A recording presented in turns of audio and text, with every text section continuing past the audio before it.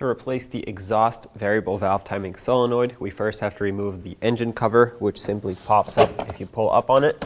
Set that aside, and then you can see it right here behind the power steering pump. That is the solenoid right here, so let's unplug it.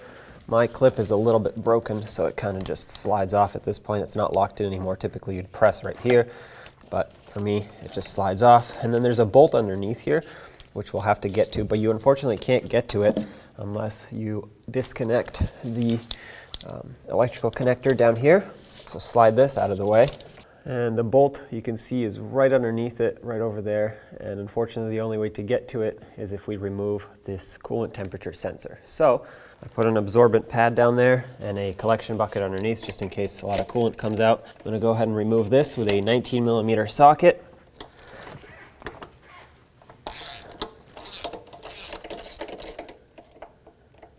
Okay, looks like my system is a little bit empty. Either way, some coolant will come out. Now we can get a swivel socket in there with a 10mm and get to that little bolt. Okay, let's break this free. Once it's broken free, it should be able to be removed by hand. Make sure that you don't drop it down into the coolant temp sensor hole. I know I'm blocking your view, but I'm trying to catch the bolt. There it is.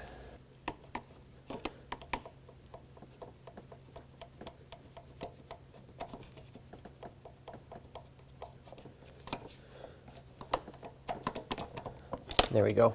Stick a pry bar in here. Just very gently work at it until it pops free. Now you can slide it all the way out.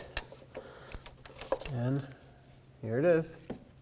Now you want to make sure that the mounting hole is clean, free of debris. This one is. If you had a new one, go ahead and slide the new VVT solenoid in. Line it up. And when you press it in, you can lubricate that O-ring if you want to make sure that it installs all the way a little bit easier. Otherwise you'll have to use some force to make sure it pops in. And now, like I said, you want to press it all the way in. I'm going to use the back of a rubber mallet up on the end of it so I can press it into place gently. There we go. Now let's get the bolt and line it up. However, it looks like this needs to spin a little bit to line up with the bolt hole. So, oops, give it a little twist, a little too much. Just like that. I'm going to use a magnet to guide the bolt in. And now that it's in, grab the socket and thread this in. Let's snug it up. Okay, nice and tight. Now we can put the coolant temp sensor back in. Okay, once it's started, just go ahead and use your tool, bottom it out all the way. Now, when I say all the way, the threads don't actually bottom out all the way. Once it's snug, just stop right there.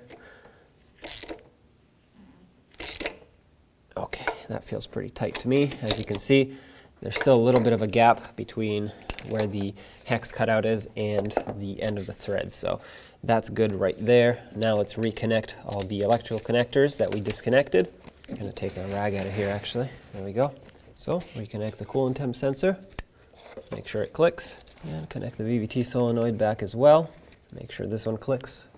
Mine won't because it's broken, but it's secured on there, so that's fine. Now let's get the engine cover on. Line it up with the dipstick and the oil fill cap and press it on. Perfect. Now turn on the engine. Make sure you have no check engine lights, and if you did have any, go ahead and reset the codes and then take it for a road test and make sure everything runs smoothly.